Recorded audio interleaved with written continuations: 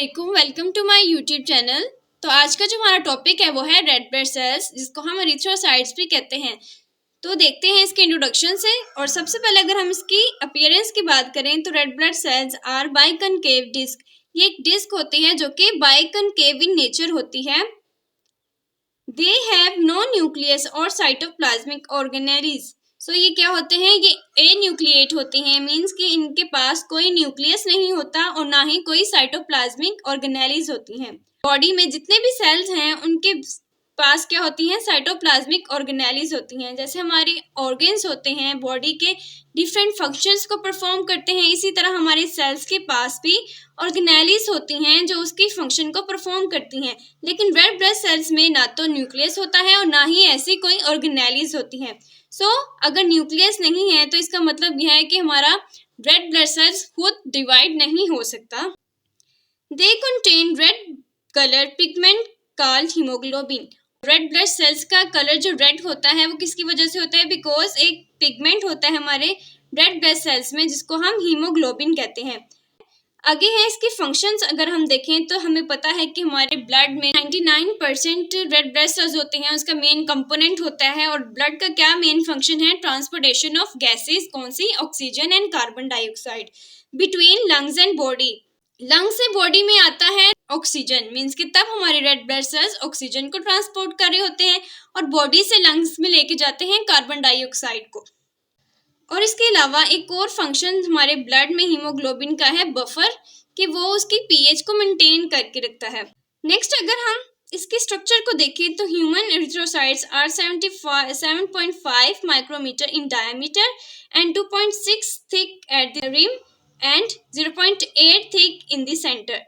सो इसका डायमीटर कितना होगा, अगर हम यहाँ से यहाँ की बात करें तो ये 7.5 माइक्रोमीटर होता है। लेकिन अगर हम इसकी थिकनेस की बात करें तो रिम में, मीन्स कि इसकी एजेस में ये ज़्यादा थिक होता है और सेंटर में ये बहुत थिन होता है। इसलिए एजेस में ये 2.6 माइक्रोमीटर है और सेंटर में ये 0.8 माइक्रोमीटर होता है। अब इसका ये स्ट्रक्चर, ये अपीयरेंस क्या फ़ायदा देती है, the biconcave structure increases surface area for the gas exchange. जो इसकी बाइकनकेव अपीयरेंस है वो क्या करती है, इसके स्ट्रक्चर की वजह से इसका सरफेस एरिया को इंक्रीज कर देती है। अब ग्रेट सरफेस एरिया होगा और great amount of gases exchange होंगी। And the thinnest of the centre allows fast entry and exit of gas and also they are squeezable. अब जो इसका सेंटर पोर्शन है जो थिन होता है, उसका क्या बेनिफिट है कि यहाँ से फास्ट एंट्री होती है हमारी गैसेस की, और हमारे जो रेड ब्लड सेल्स होते हैं स्क्वीजेबल होते हैं, मींस कि हमारी कैपिलरीज जो बिल्कुल थिनेस्ट ब्लड वेसल्स होती हैं वहाँ से भी हमारे ब्लड को गुजरने के लिए हमारे रेड ब्लड सेल्स जो हैं वो फ्लेक्सिबल और स्क्वीजेबल होते हैं, कि वो स्क्वीज होके भी उन कैपिलरी से फ्लो कर जाते हैं।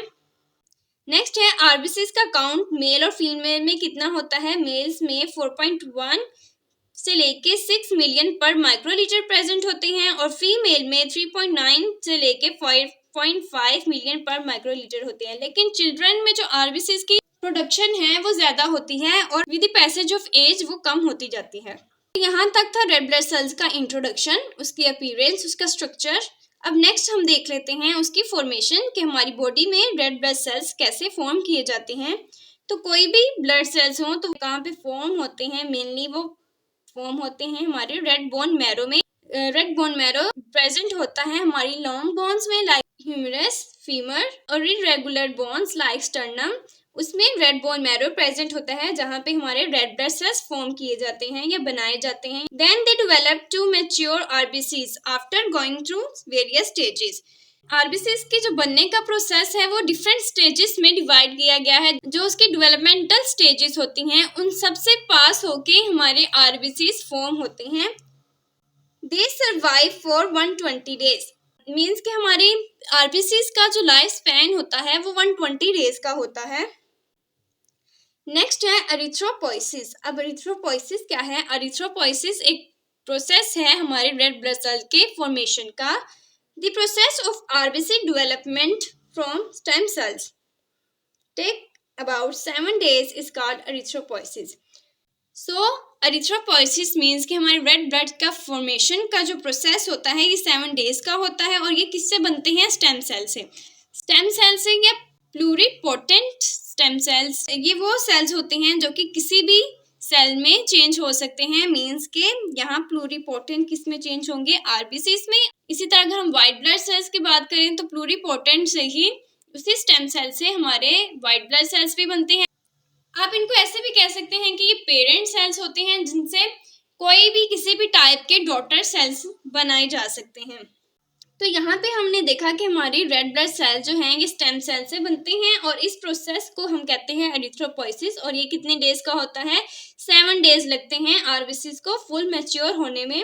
The immature cells are released into the bloodstream as reticulocytes and then mature into erythrocytes. तो रेड बोन मैरो में कुछ स्टेजेस होती हैं और कुछ स्टेजेस होती हैं ब्लड में। मेन स्टेजेस होती हैं रेड बोन मैरो में, जहाँ पे वो रेटिक्यूलोसाइट्स तक फॉर्म किए जाते हैं। फिर रेटिक्यूलोसाइट को ब्लड में डिस्चार्ज कर दिया जाता है और वहाँ पे 1 to 2 डेज लगते हैं उनको एरिथ्रोसाइट्स में मैच्योर होने में। रेड बोन मैरो में जितनी स्टेजेस होंगी वो हमारी डिपेंड करेंगी फॉलिक एसिड में, विटामिन में, और जो ब्लड में होंगी वो डिपेंड करेंगी आयरन में। ये वो डाइटरी सप्लीमेंट्स हैं जो हमारी रेड ब्लड सेल्स की फॉर्मेशन में हेल्प करती हैं। सो अगर हम यहाँ पे देखें तो सबसे पहले यहाँ पे आएगा pluripotent haemopoietic stem cells, parent cell stem cell, जिससे हमारे आगे different kind of cells form किए जाते हैं। तो प्लूरिपोटेंट स्टेम सेल से क्या बनेगा? इन द केस ऑफ आरबीसीज वो कन्वर्ट होगा प्री एरिथ्रोब्लास्ट में। प्री एरिथ्रोब्लास्ट से फिर वो कन्वर्ट होगा एरिथ्रोब्लास्ट में। अब एरिथ्रोब्लास्ट जो है इसको हम कहते हैं नोमोब्लास्ट। अब इस स्टेजेस में क्या हो रहा होता है?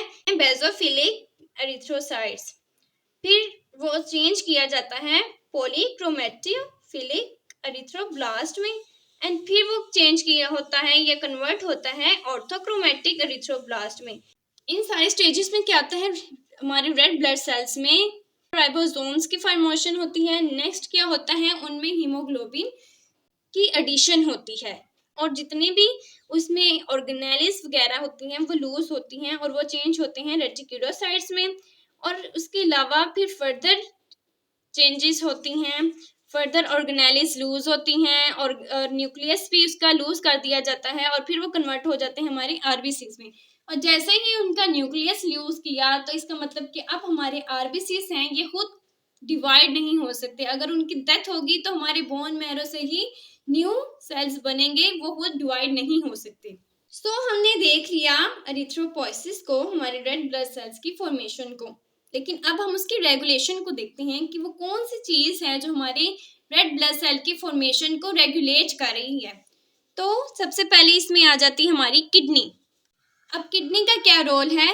जब भी हमारी बॉडी में because of some reason red blood cells की अमाउंट डिक्रीज कर जाती है, for example in the case of hypoxia, जब हमारी बॉडी में ऑक्सीजन की ट्रांसपोर्टेशन बहुत कम हो जाती है, बहुत कम कंसंट्रेशन ऑफ ऑक्सीजन रह जाती है, या अनीमिया में जब हमारे रेड ब्लड सेल्स के काउंट बहुत डिक्रीज कर दिया जाता है, या ऐसी कोई भी डिसीज या कोई भी रीजन जिसकी वजह से रेड ब्लड सेल्स हैं या उनका फंक्शन डिक्रीज हो गया है, तो हमारे किडनी क्या करती है? एरिथ्रोपोइटिन को रिलीज करती है। अब एरिथ्रोपोइटिन क्या है? ये एक हार्मोन है जो रिलीज किया जाता है हमारी किडनी से, और क्या होता है उस हार्मोन की वजह से हमारी बोन्स में रेड बोन मैरो क्या करता है? Increase production of RBCs, means कि आरबीसीज की प्रोडक्शन को इंक्रीज कर देता है। और उसकी इंक्रीज आरबीसी प्रोडक्शन से क्या होता है? हमारी ब्लड वेसल्स में ग्रेट अमाउंट ऑफ एरिथ्रोसाइट्स आ जाती हैं। तो इसकी वजह से अब क्या हुआ कि इनपुट क्या था? लो लेवल ऑफ आरबीसीज, और आउटपुट क्या है? High level of RBCs. लेकिन जब आरबीसीज की प्रोडक्शन इंक्रीज कर जाती है तो एक नेगेटिव फीडबैक के तौर पे दोबारा से हमारी किडनी को एक रिस्पॉन्स जाता है कि अब आरबीसीज की कंसंट्रेशन बहुत ज़्यादा हो गई है, तो एरिथ्रोपोइटिन की रिलीज को कम कर दो, उसको इनहिबिट कर दो। अब नेक्स्ट हम बहुत इंपॉर्टेंट कंपोनेंट ऑफ आरबीसी को देखते हैं जो कि कौन सा है? हीमोग्लोबिन। हीमोग्लोबिन क्या है? अगर हम हीमोग्लोबिन को 2 पार्ट्स में डिवाइड करें तो हीम क्या है, ये आयरन कंटेनिंग कॉम्प्लेक्स है, और ग्लोबिन क्या है, ये एक टाइप ऑफ प्रोटीन है जिसको हम कहते हैं ग्लोबुलर प्रोटीन। अब Hb is the most important constituent of red blood sales. Hb बहुत इंपॉर्टेंट कॉन्स्टिट्यूएंट है हमारे रेड ब्लड सेल का, बिकॉज मेन फंक्शन हमारे रेड ब्लड सेल का है ट्रांसपोर्टेशन ऑफ ऑक्सीजन, और वो किसकी वजह से हो रही है, हमारी हीमोग्लोबिन की वजह से। इसलिए ये हमारे रेड ब्लड सेल्स का मोस्ट इम्पोर्टेंट कंपोनेंट है। एंड सेकंड, ये वो पिगमेंट है जो हमारे रेड ब्लड सेल को उनका रेड कलर देता है। अगर हम मेल एंड फीमेल में अपने Hb के लेवल को देखें तो मेल में 13 to 18 ग्राम पर 100 ml होता है, और फीमेल में 11.5 से 16.5 ग्राम पर 100 ml तक Hb का लेवल होता है। सो ये नॉर्मल लेवल है Hb level male and female में। अगर हम Hb के स्ट्रक्चर में देखें तो इसमें होती हैं ग्लोबुलिन, जो ये राउंड स्ट्रक्चर है, और होता है हीम स्ट्रक्चर। ग्लोबुलिन कंसिस्ट करती है 2 अल्फा और 2 बीटा चेन, और हीम में क्या होता है, एक कॉम्प्लेक्स होता है जिसके सेंटर में आयरन प्रेजेंट होता है। Each unit of Hb contains 4 unit of heme। 4 globulin chains होंगी, 4 ही हीम होंगी, और वो एक हीम क्या करेगा, एक यूनिट ऑफ ऑक्सीजन से बाइंड करेगा। सो एक सिंगल हीमोग्लोबिन में 4 हीम है, तो इसका मतलब है कि ये 4 ऑक्सीजन को बाइंड करेंगे। That are united together by the alpha and beta chains of globin। सो ये हीमोग्लोबिन में जो हीम ग्रुप है वो किसकी वजह से बाइंड किया गया है, because of alpha and beta chains of globulin protein.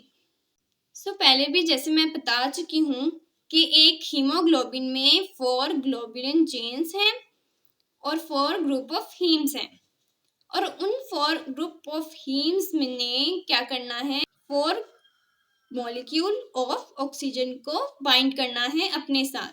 सो एक आरबीसी में प्रेजेंट होती हैं अप्रोक्सीमेटली 280 मिलियन हीम ग्रुप्स।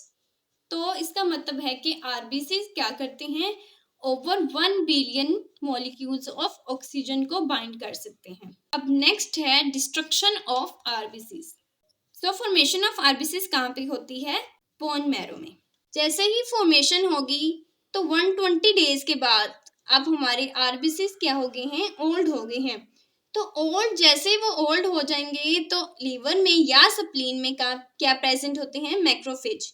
अब मैक्रोफेज क्या है, ये वो सेल्स हैं जो अदर टाइप ऑफ सेल्स को या कोई भी डेब्रिस है हमारी बॉडी में उसको इनगल्फ करते हैं और डिस्ट्रॉय कर देते हैं। सो मैक्रोफेज क्या करेंगे, हमारे रेड ब्लड सेल्स को इनगल्फ करेंगे और उनको डिस्ट्रॉय करेंगे। जैसे ही वो डिस्ट्रॉय होके अपने कंपोनेंट्स में ब्रेक डाउन हो जाएंगे तो उनमें जो आयरन या ग्लोबुलिन प्रोटीन है वो वापस से रिसाइकल हो जाएगी, मींस कि वो वापस से बोन मैरो में आ जाएगी ताकि उन कंपोनेंट से न्यू आरबीसीज को फॉर्म किया जाए। लेकिन अगर हम यहाँ पे देखें तो हीमोग्लोबिन में क्या था, हीम थी और ग्लोबिन थी। हीम किस में कन्वर्ट हुई, आयरन में, और इसमें और होती है पोरफायरिन। अब वो पोरफायरिन क्या करेगी, वो बिलीरुबिन में कन्वर्ट हो जाएगी, और ये बिलीरुबिन कौन सा होगा, अनकॉन्जुगेटेड बिलीरुबिन, जिसको कॉन्जुगेट किया जाएगा, और कॉन्जुगेट करने के बाद वो with the help of bile किधर चला जाएगा, हमारी स्मॉल इंटेस्टाइन में, और स्मॉल इंटेस्टाइन से वो in the form of faeces या यूरिन एक्सक्रीट आउट कर दिया जाएगा। सो अगर हम वंस अगेन देख लें तो अगर बात करें ये लीवर में हुआ, स्प्लीन की बात करें, स्प्लीन में होते हैं मैक्रोफेजेस। मैक्रोफेजेस आएंगे, रेड ब्लड सेल्स को इनगल्फ करेंगे और उनको ब्रेक डाउन कर देंगे इनटू हीम या फेरस, इनटू फेरस आयन, वो वापस से रिसाइकल होगा। ग्लोबुलिन वो भी रिसाइकल होगा, लेकिन हीम का जो पोरफायरिन कंपोनेंट है वो चेंज होगा बिलीरुबिन में, और बिलीरुबिन कौन सी होगी, अनकॉन्जुगेटेड। फिर उसको कॉन्जुगेट किया जाएगा और इन the form of bilirubin, conjugated bilirubin, वो बाइल में एक्सक्रीट कर दिया जाएगा अब, और वो आ जाएगा हमारे इंटेस्टाइन में। अब iron release from haem is carried by transferrin protein into blood. So iron जो रिलीज होगा उसके ब्रेकडाउन के बाद वो ट्रांसफेरिन प्रोटीन से वापस हमारी बोन मैरो में चल जाएगा ताकि new red blood cells form किए जा सके। और उसमें जो पोरफायरिन है release from haem is converted into bilirubin. So porphyrin को बिलीरुबिन में कन्वर्ट किया जाएगा और फिर बाइल के थ्रू बॉडी से एक्सक्रीट आउट कर दिया जाएगा।